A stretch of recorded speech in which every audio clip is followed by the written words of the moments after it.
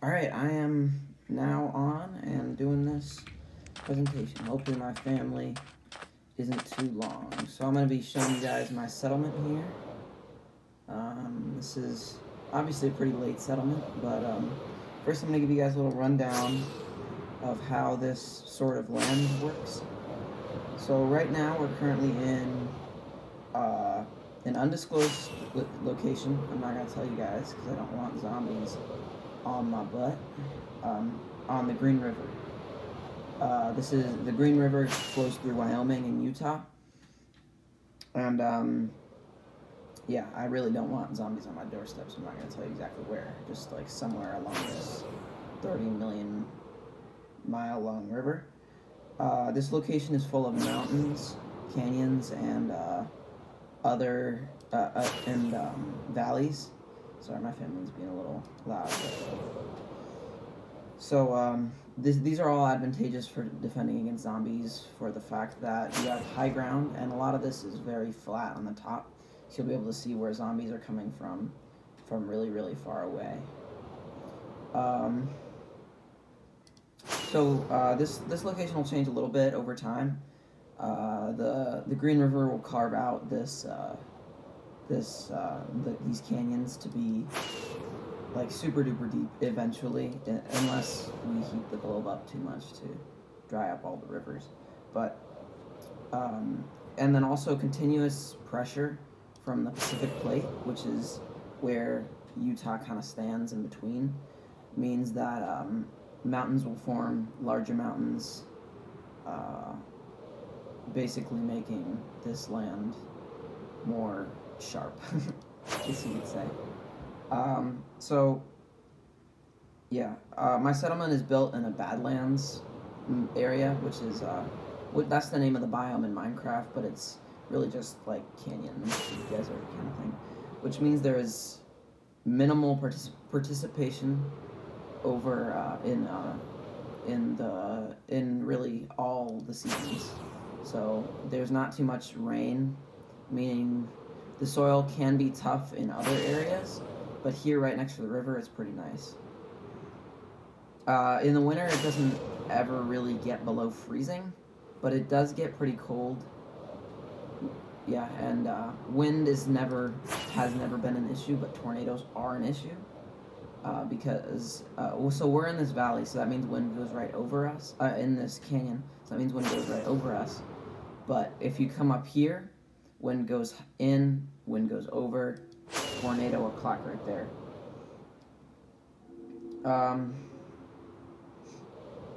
So it's often really, really hot in the summertime because of the fact that we're in a desert. So my thought process is that since it's super hot, zombies are going to have a hard time getting in here. I'm running pretty low on fireworks here, I'm going to have to land pretty soon. But zombies are going to have a really hard time getting in here and through here, because when it gets too hot, the zombies have no heat regulation, so they can't drink water or anything like that. They'll just they'll rot, and then they'll turn into basically a pile of bones on the ground because of how hot they are. It just basically turn into a pile of bones and mush on the floor. So these are really good for defense for reasons that I listed above, but they also can be pretty harmful because of the fact that this area can also be pretty harmful because of the fact that heat stroke causes lethargy in people, and it causes you to be really heat really can slow you down and make you really tired and cause lethargy and cause a whole other slew of effects that aren't really too desirable.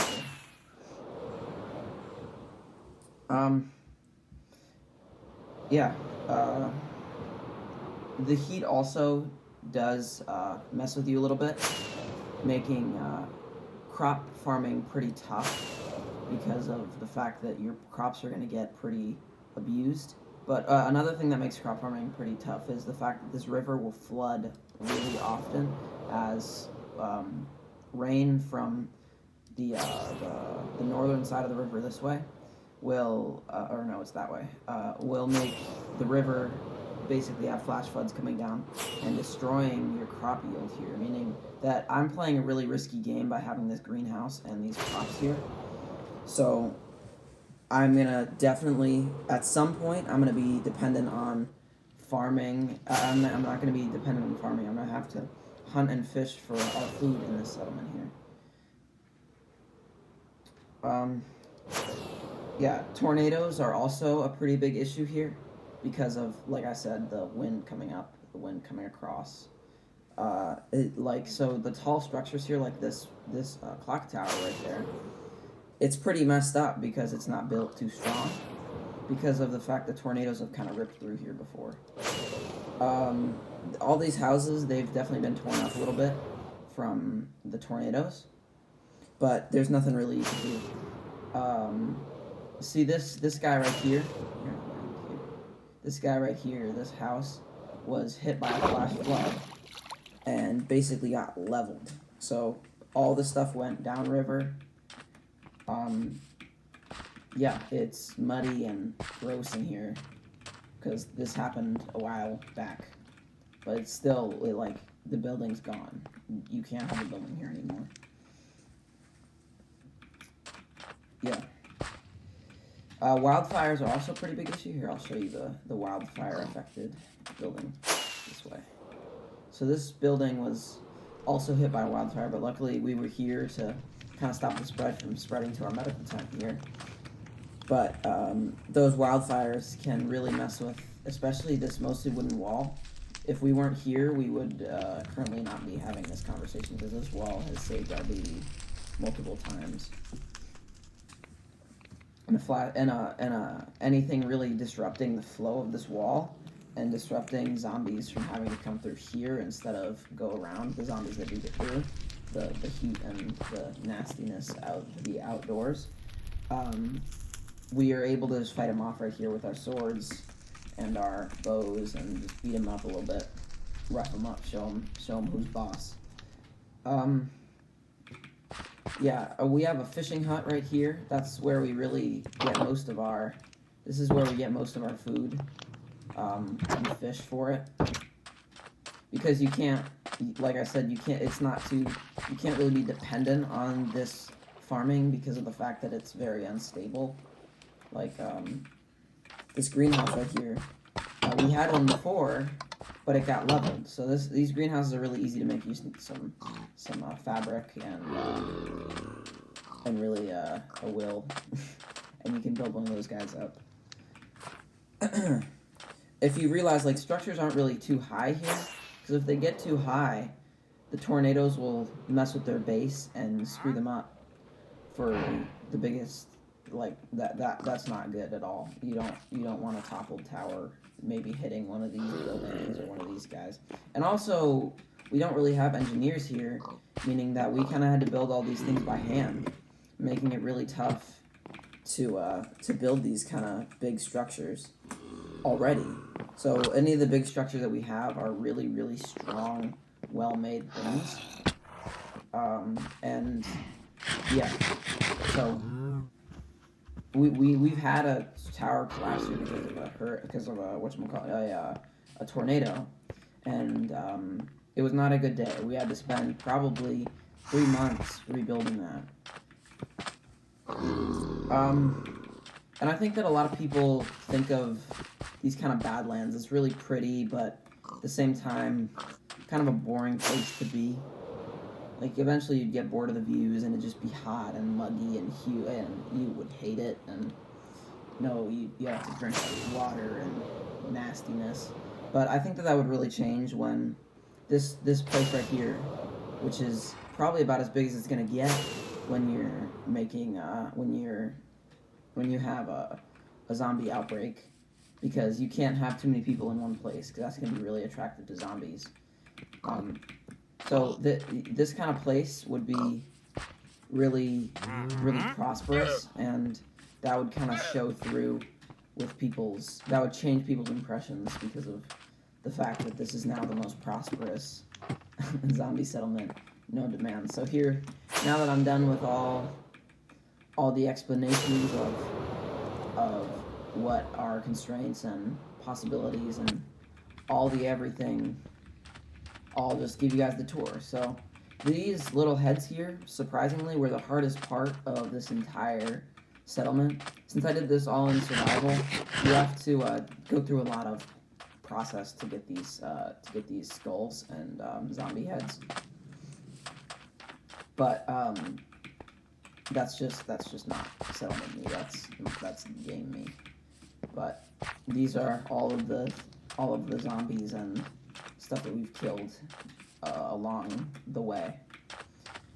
So my backstory to this settlement is that we came here after a while in the zombie outbreak, and we've all kind of come together to form around this old town that used to be here, like a Mormon kind of first settlement that was basically abandoned.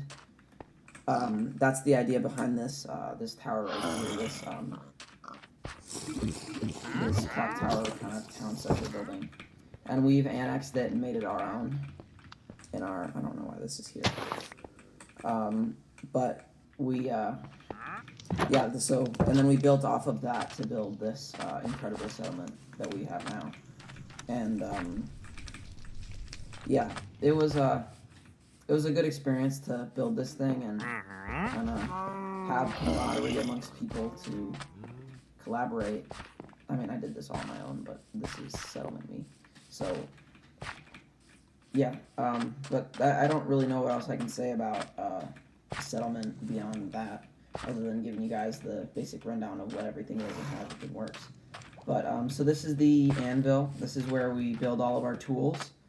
And it's outdoors because it gets really hot when you're banging on a piece of metal. So you don't want to be inside for that. This is some living quarters. It's pretty small, but as you can see, it's built out of clay, which is a local resource because we're in kind of an arid place. But we have the clay from the riverbed. And then for the floors, I just kind of banged out some good sandstone from a nearby quarry that we kind of took and made our own. These follow the path here. These are our horses. We have some equestrians in our settlement, but these horses were great. They're great steeds. They go fast. They do their job well, and they help us move a lot of other resources that we need to build these large-ish structures. So here is where you get punished. You don't want to be here. This pig thieved. He stole from one of our shops, so now he's hanging till death. This is one of the guard towers. So this is what we use to look out against zombies. As you can see, we have two more here along the wall. This is another living quarter, but this is where our farmer and our medic lives. So those are all of his medical books and all of that good stuff. Here is a zombie that we captured. Our medic is kind of currently working on him to see if there's a way to revert zombies from their original structure of zombiness, to see if we can actually not have zombies anymore. So this is another living quarters. It's really empty, but we got some bunk beds here so we can make maximum people live in kind of cramped quarters, which isn't too healthy. Another living quarters. We kind of are all a family here, so it's you kind of sleep wherever you want. And so we have a lot of these just random living quarters with not too much stuff near it. People have their favorite beds and stuff, but what are you gonna do? So here are our cows. To get enough wheat for them, we actually had to steal from some other settlements on our way in here. So we filled this with some of our own crop. I'd say like 50% of it's our own crop. 50% is kind of stolen and annexed a little bit from some of our search teams. Here are our pigs. They're pretty easy to feed. We just give them scraps of our meat and scraps of all of our other food. Here's another medical tent. That was my best attempt at a medical plus sign. But this is This is where you go if you get any kind of ailments or sick or anything.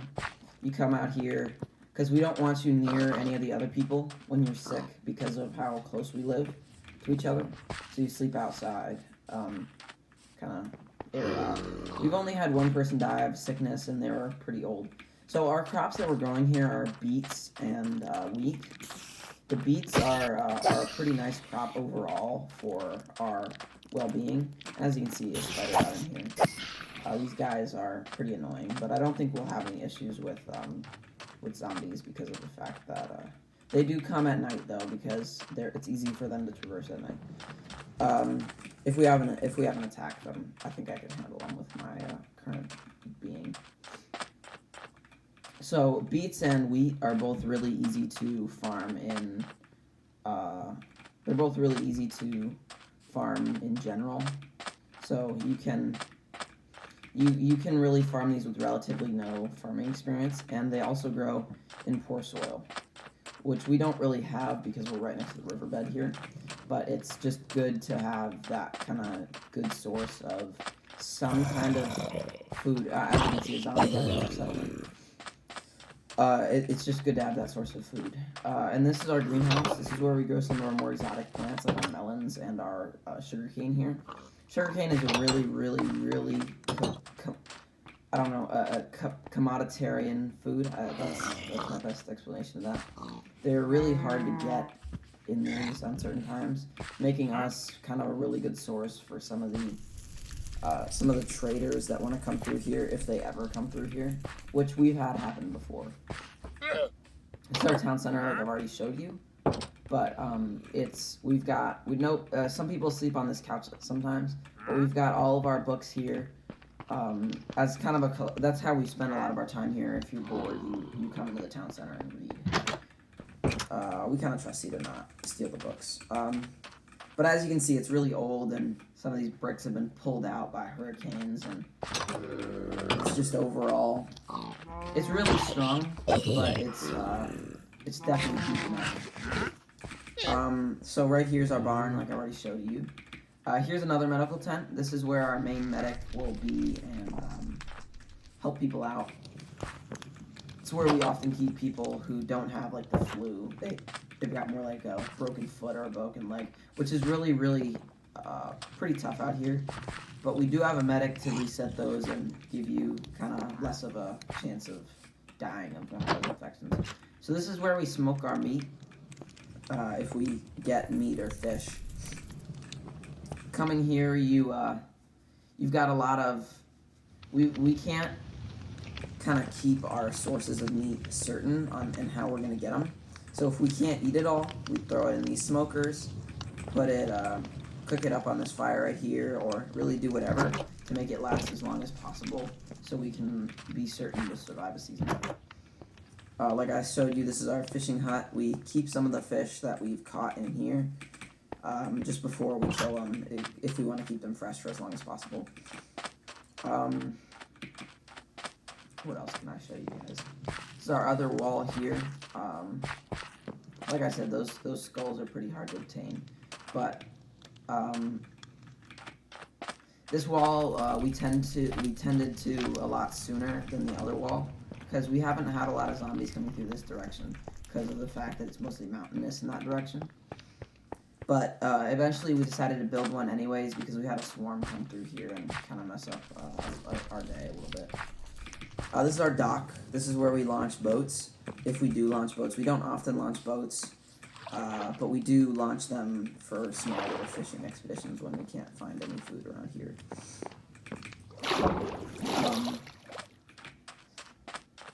See over here. I think that I haven't showed you guys some of the stuff over here.